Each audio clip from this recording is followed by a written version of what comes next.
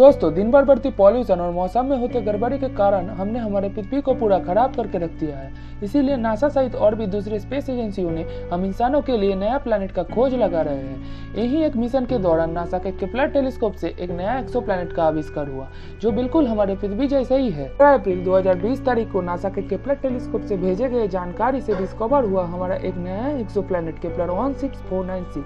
30 अक्टूबर 2018 को Kepler telescope का ईंधन खत्म हो जाने से ये बंद हो गया था, लेकिन उससे पहले इसने नासा को केपलर 16496 के बारे में बहुत सारे डेटा भेजे थे। इसी में पता चलता है कि केपलर 16496 पूरा हमारे धरती जैसा ही है। यह प्लैनेट अपने होस्ट सितारे से इतनी दूरी पे रह के इसका चक्कर लगाता है कि यहाँ पानी का लिक्विड फॉर्म में रहना कोई चौंकाने वाली बात नहीं होगी। केपलर सी को धरती जैसे बोलने के पीछे बहुत सारे रीजन है। इसका रेडियस हमारे धरती के तुलना में 1.06 गुना ही ज्यादा है और इसका मास धरती के तुलना में 1.2 गुना ही ज्यादा है। केपलर 1649c प्लैनेट अपने होस्ट सितारा 1649 से 75% ऊर्जा एब्जॉर्ब करता है, इसीलिए इसका तापमान भी बिल्कुल हमारे पृथ्वी जैसा ही है।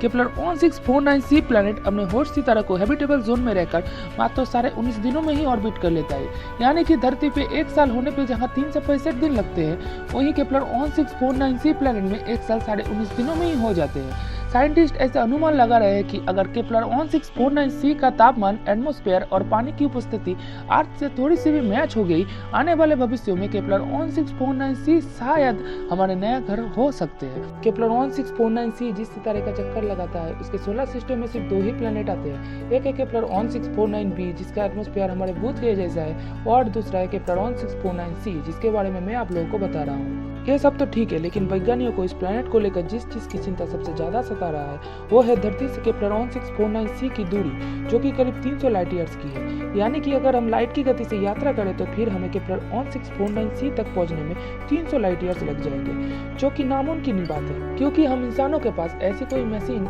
या स्पेसक्राफ्ट है ही नहीं जो लाइट की गति को हासिल कर सके। लेकिन हम ये उम्मीद कर सकते हैं कि आने वाले भविष्य में हम इंसान इतना एडवांस तो हो ही जाएंगे कि ऐसी कोई स्पेसशिप बना ले, लेकिन तब तक तो हम सिर्फ वेट ही कर सकते हैं। केपलर 1649c काफी हद तक इंसानों के रहने लायक है। इसके पीछे कारण ये है क्योंकि मंगल ग्रह पे तो एटमॉस्फेयर है ही नहीं, तो अगर हम भविष्य में वहाँ इंसानी बस्ती बसा सकते हैं तो इन सारों एक्सोप्लैनेट पे बस्ती बसाना और भी आसान होगा। बस हमें इन प्लैनेट्स तक पहुँचने की देरी है। नासा ने अभी तक 4100 ऐसे एक्सोप्लैनेट ढूंढ निकाले हैं जो इंसानों के रहने लायक है, और इसमें से ही एक है केपलर 1649c।